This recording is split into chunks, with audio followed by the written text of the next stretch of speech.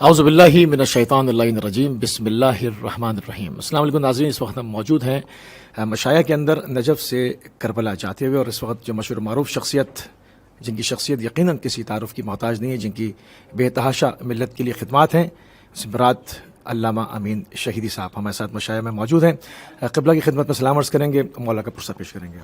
अस्सलाम वालेकुम वरहमतुल्लाह वबरकातुहू। आपके तमाम नाजरीन की खिदमत में हज़रत अबा अब्दुल्लाह हुसैन अलैहिस्सलाम के अरबईन के इन अय्याम और मशी के हवाले से ताज़ियत और तस्लियत अर्ज़ करूँगा। जज़ाकल्लाह क़िबला, जज़ाकल्लाह क़िबला। जिस तरह से आप ख़ुद इस चीज़ को मुलाहिज़ा कर रहे हैं, और यकीनन सख्त तरीन गर्मी के अय्याम हैं, और हालात भी अगर देखे जाएँ तो पूरी दुनिया भर के सियासी तौर से अदम इस्तेहकाम का शिकार हैं। मगर हम देखते हैं कि गुज़श्ता सालों की तरह इस साल भी, बल्कि उससे भी ज़्यादा जोश और जज्बे के साथ एक बहुत बड़ी तादाद मैंने देखा कि ख़वातीन की और बच्चों की, जो कि छोटे छोटे मासूम बच्चे प्रॉम्स के अंदर देखकर बुज़ुर्ग हज़रात जवान तो हैं ही, एक सैलाब है जो करबला की तरफ उमड़ रहा है। इंसान की फितरत है कि वो सबसे ज़्यादा अपनी शख्सियत से मोहब्बत करता है, अपनी जान उसको प्यारी होती है। क्या वजह है कि यहाँ पर ये मामला इसके बरक्स नज़र आता है? इस पर रोशनी डालें। बिस्मिल्लाहिर्रहमानिर्रहीम। देखिए, करबला का मौजू बाकी तमाम मौजूआत से बिल्कुल मुख्तलिफ है। करबला इश्क की सरजमीन है, मवद्दत की सरजमीन है, और फना फिल्लाह की सरजमीन है। और करबला का ये वाक़या भी आलम इंसानियत के लिए जिस पहलू से सबसे बड़ा रोल मॉडल है, वो अहलुल बैत और खुसूसन इमाम हुसैन अलैहिस्सलाम उनके बच्चों का रद्द अमल है, जो करबला के इस वाक़े में सामने आया है। अगर आप करबला में होने वाले जुल्म की शिद्दत, हिद्दत, गहराई और वुसअत देखें, इसमें कोई शक नहीं, चूंकि सामने अहलुल बैत थे, इसलिए उन पर छोटा सा भी जुल्म होता तो बहुत बड़ा था। लेकिन मिकदार के हवाले से, कैफियत के हवाले से अगर आप देखें तो दुनिया की तारीख में मजालिम कम नहीं हुए। यजीद उन सब में बड़ा जालिम नहीं था, जालिम था, लेकिन बड़े बड़े मजालिम हुए हैं। क्यों? बाकी जितने भी जुल्म हैं वो दब गए, और करबला का जुल्म और करबला के इन मजलूमों की मजलूमियत उभर कर सामने आई है। उस जुल्म से ज़्यादा इन मजलूमों का बिहेवियर और रद्द अमल था।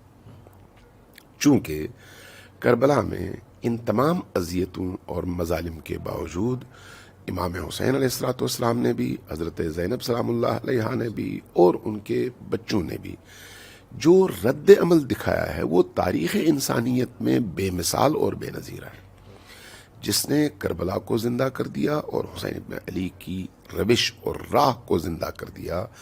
और उस तरह से हम कुरान की उस आयत को करबला में इन हस्तियों के वजूद की शक्ल में मुतजल्ली देखते हैं, जहाँ पर अल्लाह ने नबी करीम को हमारे सामने पेश करके फरमाया था कि लकुम फ़ी रसूलिल्लाहि उस्वतुन हसनतुन। तो वो जो उसवे हसना है करबला में जलवगर है, यानी करबला की अजमतों की एक बड़ी ही बुनियादी और असासी वजह करबला वालों का ये रद्द अमल है उन मजालिम के मुकाबले में। लिहाजा अब करबला की राह पर चलने वाले, चाहे दुनिया के कहीं भी किसी भी कोने में हों, जितना उनका दिल करबलाई होता चला जाएगा, उनके अंदर वो करबलाई खुसूसियात भी पैदा होती चली जाएंगी। ये खुसूसियात जितनी मजबूत से मजबूत तर होंगी, उनके जौहर खुलते चले जाएंगे। खुद करबला एक मेयार और कसौटी है। जो इंसान जितना करबला को अपने वजूद में जम करता चला जाएगा और उसमें तहलील होता चला जाएगा, उसमें करबला का रंग भी उतना ज़्यादा नज़र आएगा। इस वक्त अरबों इंसानों में करोड़ों करबला के चाहने वाले हैं, लेकिन जो लोग यहाँ पर पाप्यादा, बुढ़ापे के बावजूद, बचपने के बावजूद, खातून होने के बावजूद, बीमारियों के बावजूद, शदीद तरीन गर्मी में, शदीद तरीन प्यास में अपने हिजाब पर्दे का ख्याल रखती हुई ख़वातीन और कमर खमीदा बूढ़े, जब आप इस काफिले में देखते हैं तो महसूस होता है कि इनके दिल करबलाई हो चुके हैं।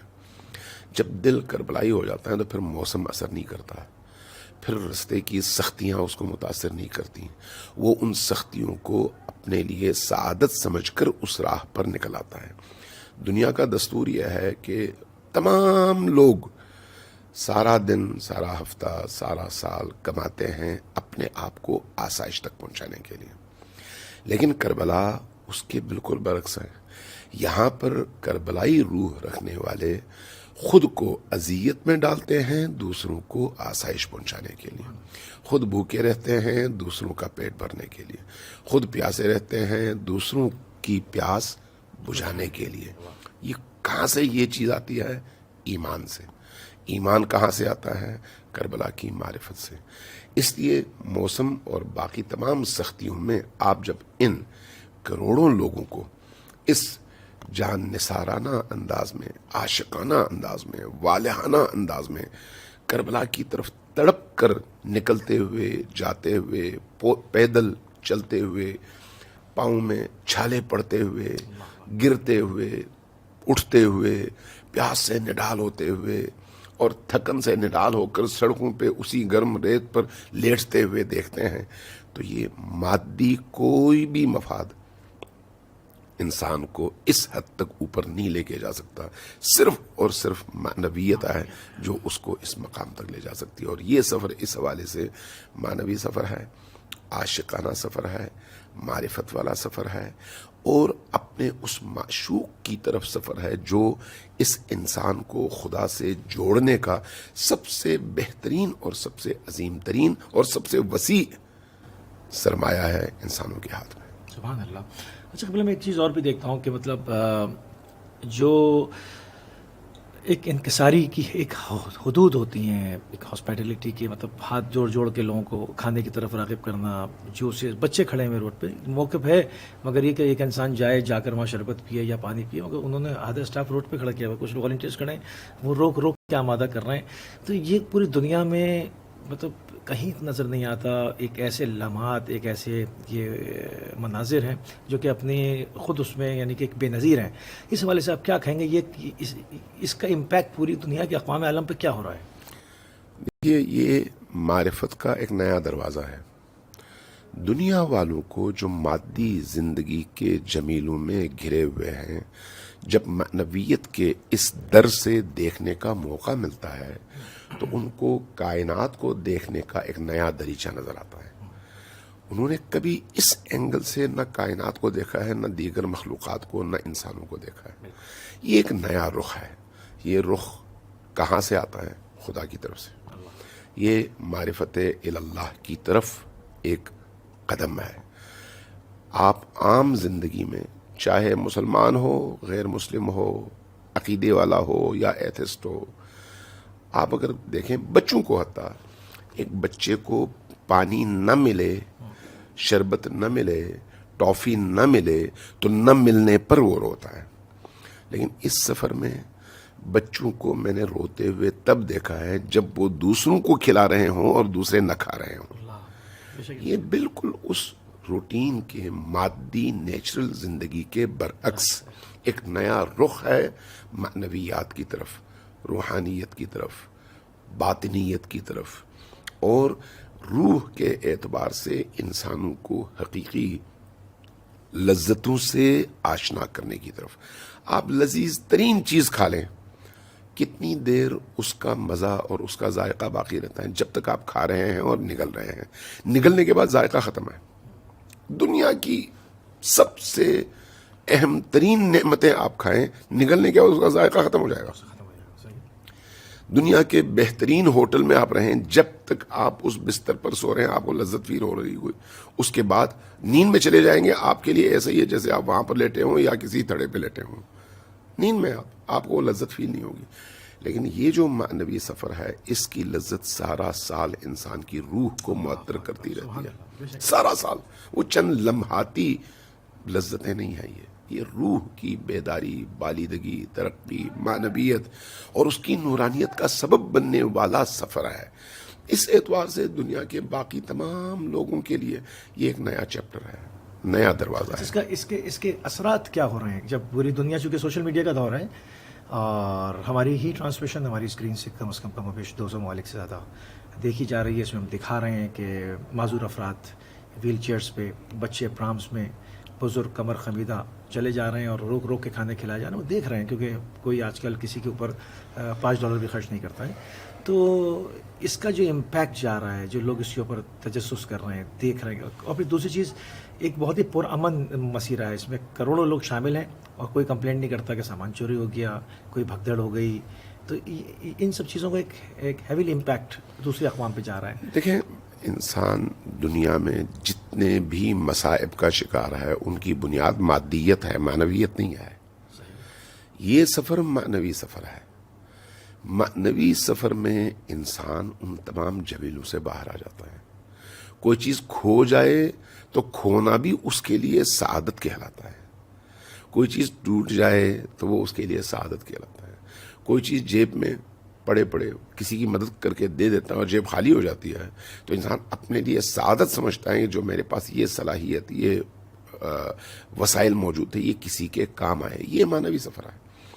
اس اعتبار سے دنیا اس سرمایہ دارانہ نظام میں جس طرح سے زندگی کی نعمتیں جوڑنے پر لگی ہوئی ہے اور ایک مادی دوڑ ہے جس میں سکون ناپید ہے، اطمینان ناپید ہے. صبح اذان کے وقت سے اٹھ کر رات تک ایک خچر کی طرح، گدے کی طرح انسان کام کر کے چند ڈالر گھر لے کر آتا ہے، پھر سوتا ہے، اٹھتے ہی دوبارہ اسی کام پہ جٹ جاتا ہے جیسے مشین ہو. اس مشینی زندگی میں انسان کو کبھی بھی سکون نہیں مل سکتا. سکون تب ملتا ہے جب اس کی تاریں خدا سے جڑیں. کربلا کا یہ سفر انسانوں کو اس دریچے سے دنیا کی طرف دیکھنے کی دعوت دیتا ہے. لہذا یورپ ہو، امریکہ ہو، مغربی دنیا کے باقی ممالک ہوں، یا فرض کریں ایشیا ہو، عرب ممالک ہوں، انسان وہی انسان ہے. اس کو معنوی دریچے کی ضرورت ہے جس میں اس کو خدا کی طرف بلایا جائے اور اس کی لذت چکھائی جائے. یہ سفر اس لذت آشنائی کے ذائقے کو چکھنے کا سفر ہے. اس لیے اگر کوئی ایتھسٹ ہو اس تک یہ بات پہنچے نا، وہ کشش کے ساتھ آئے گا، دیکھے گا، اس کی دنیا بدل جائے گی. مسیحی ہو، اس کی دنیا بدل جائے گی. حتیٰ سمپل یہودی ہو، اس کی دنیا بدل جائے گی. اس کو صرف انسان ہونا چاہیے، اس کے اندر ایک روح ہونی چاہیے، اس میں صرف ایک شعور ہونا چاہیے. اگر یہ چیزیں اس میں ہیں تو وہ اس سفر کو دیکھ کر، اس سفر کی ویڈیوز کو دیکھ کر، اس سفر میں لوگوں کے بیہیویئر کو دیکھ کر، لوگوں کی اخلاقیات کو دیکھ کر، لوگوں کے ایثار کو دیکھ کر، لوگوں کی قربانیوں کو دیکھ کر کہ اپنے لیے نہیں دوسروں کے لیے جی رہے ہیں، اس کا نقطہ نظر بدل جاتا ہے. اپنے اس روش حیات کے حوالے سے بھی اور پھر خدائی اور معنوی جو روش حیات اور روش زندگی ہے اس کی طرف وہ خود بخود مائل ہو جاتا ہے. اس لیے کہ یہ نور کا ایسا دروازہ ہے جس پہ آتے ہی انسان اس تاریکی سے باہر آ جاتا ہے. تو اس لیے اس معنوی سفر کا پیغام جتنا دنیا میں پہنچے گا، آپ دنیا والوں کے اندر اس کے حوالے سے تڑپ اور کشش زیادہ بڑھتا ہوا محسوس کریں گے. ایک زمانے میں صدام کا دور تھا، چند 100 لوگ ہوتے تھے. صدام گر گیا، چند ہزار ہوئے، وہ چند ہزار چند لاکھ میں تبدیل ہوئے، وہ چند لاکھ کروڑوں میں تبدیل ہوئے. آج کروڑوں انسان اس سفر میں شریک ہوتے ہیں اور پیدل چل کر ان تمام تر مشکلات سے گزر کر خوش رہتے ہیں، لذت فیل کرتے ہیں، تکلیف کبھی بھی فیل نہیں کرتے. اس سے باقی دنیا کے تقریباً 8.5 ارب انسان محروم ہیں. اس محرومیت کے ازالے کے لیے اللہ نے حسین کی رحمت کے دروازے کو امت پر کھولا ہوا ہے، انسان پر کھولا ہوا ہے. سبحان اللہ، سبحان اللہ. بہت ہی خوبصورت میسج ہمیشہ کی طرح ایک مرتبہ پھر آپ نے دیا، اور یقیناً میں زیادہ زحمت نہیں دوں گا کیونکہ آپ مشاہدہ میں شامل ہیں اور مصروفیات ہے، مجالس کا بھی آپ کا سلسلہ مسلسل ہے. قبلہ بھی اس وقت مسجد البرین میں خبریں آ رہی ہیں کہ دشمن نے حملہ کیا ہے اور جو ہے وہ فورسز کے کچھ لوگ شہید بھی ہوئے ہیں. زائرین کے موقع پہ بھی حملے کی اطلاع ہے، ایک مسجد پہ بھی حملے کی اطلاع ہے اور ایک حرم کے موظف پہ بھی حملے کی اطلاع ہے. کیا کہیں گے اربعین کے اس موقع کا انتخاب دشمن نے کیوں کیا ہے؟ دیکھیے، اصل دشمنی انسانوں کی بیداری سے ہے. انسان جتنا بیدار ہوتا چلا جائے گا، جوش نے کہا تھا نا، انسان کو بیدار تو ہو لینے دو، ہر قوم پکارے گی ہمارے ہیں حسین. امام حسین علیہ السلام کے اس پیغام نے گزشتہ ان 3 سالوں میں دنیا میں موجود بے حس انسانوں کو ایک نیا شعور عطا کیا ہے، نیا شعور کا دروازہ کھولا ہے۔ بیداری کی اس تحریک کا مرکز کربلا ہے، امام حسین کی قبر اطہر ہے۔ اگر آپ تاریخ میں دیکھیں تو ہمیشہ اس قبر اطہر کو مٹانے اور اس کے اس بیدار کنندہ پیغام سے لوگوں کو محروم رکھنے کے لیے ہر دور کے سلاطین نے اپنی پوری جان لڑائی ہے، لیکن وہ کامیاب نہیں ہو سکے۔ ابھی ماضی قریب میں آپ گواہ ہیں، چونکہ آپ کا تعلق میڈیا سے ہے اور آپ نے یہ خبریں کور کی ہیں، تو کبھی داعش کی صورت میں، کبھی القاعدہ کی صورت میں، کبھی تحریر کی صورت میں، کبھی دوسری صورتوں میں، کبھی جبہت النصرہ کی صورت میں آپ نے نہیں دیکھا کہیں اسی طرح کے حملے ہوتے تھے۔ کس پر ہوتے تھے؟ کیا وہ مارنے والا جانتا تھا کہ میں کس کو مار رہا ہوں؟ اس کو بھی نہیں، اس کو نہیں پتا تھا۔ کس کو مار رہا تھا؟ امام حسین کے عاشق کو، چونکہ اس کو جو پٹی پڑھائی گئی ہے وہ یہی ہے کہ یہ رستہ غلط رستہ ہے، چونکہ اس پر چل کر انسان ان عالمی طاقتوں کے مقابلے میں باغی ہو جاتا ہے۔ تب داعش اس کام آتی تھی، النصرہ اس کام آتی تھی، باقی اس طرح کے ٹیررسٹ آرگنائزیشنز اس کام آتے تھے، پیچھے یہی لوگ ہوتے تھے۔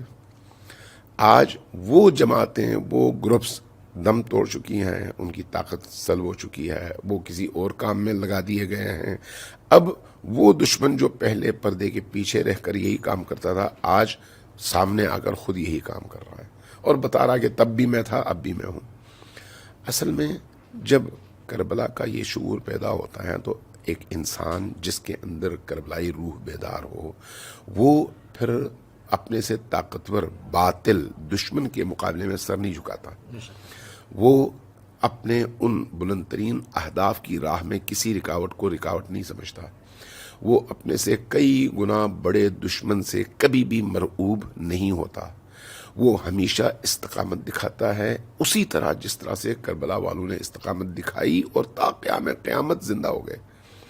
لہٰذا اس راہ، اس مسیر، اس تحریک اور حسین ابن علی کی اس یاد کو روکنا اصل ہدف ہے، تاکہ انسان بیدار نہ ہو اور آج کے سرمایہ دارانہ نظام کے بت اور اس کی زنجیروں میں جکڑے ہوئے اس پورے نظام کو چیلنج نہ کر سکیں۔ اصل مسئلہ یہ ہے۔ لہٰذا آپ کو یہ امید ہونی چاہیے کہ اس طرح کے حملے ہوتے رہیں گے، اس طرح کی مشکلات پیش آتی رہیں گی، لیکن جو کھڑے لوگ ہوں گے وہ کبھی بھی گھر نہیں جائیں گے۔ اس مرحلے میں مزید ان کی تعداد میں اضافہ ہوگا، جو لوگ سوئے ہوئے تھے وہ بھی مزید بیدار ہوں گے، اور اس بیداری کے نتیجے میں قافلے کی تعداد میں زیادہ اضافہ ہوگا، کمی کبھی بھی نہیں ہوگی۔ یہ اللہ کا وعدہ ہے، یہ امام حسین علیہ السلام کے خون کا اثر ہے، اور ہم نے تاریخی تدریجی طور پر دیکھ لیا ہے کہ کربلا کا جب واقعہ ہوا تو امام حسین کے تمام جانثار شہید ہو گئے، کوئی ایک بھی باقی نہیں بچا، لیکن اس کے بعد جیسے جیسے وقت بڑھتا چلا گیا ان جانثاروں کی تعداد میں اضافہ ہوتا چلا گیا، اور آج وہی جانثار عالمی استکبار اور استعماری طاقتوں کی آنکھ کا کانٹا اور گلے کی ہڈی ہیں، اور قلت تعداد کے باوجود اتنے بڑے سسٹم کے مقابلے میں کھڑے ہیں۔ تو اس کا مطلب یہ ہے کہ یہ سفر بیداری کا ہے، اس کو روکا نہیں جا سکتا اس طرح کے ہتھ کنوں سے۔ سبحان اللہ قبلہ، بہت خوبصورت گفتگو۔ ایک مرتبہ پھر قبلہ امین شہیدی صاحب کے ساتھ نشست رہی۔ اس وقت سے ہم آگے بڑھیں گے انشاءاللہ اور نئے مناظر آپ کی خدمت میں پیش کریں گے۔ علامہ صاحب کا تہہ دل سے مشکور اور ممنون ہیں ہم، انہوں نے ایک مرتبہ پھر اپنا قیمتی ٹائم اہل بیت ٹی وی کو دیا۔ السلام علیکم ورحمۃ اللہ وبرکاتہ۔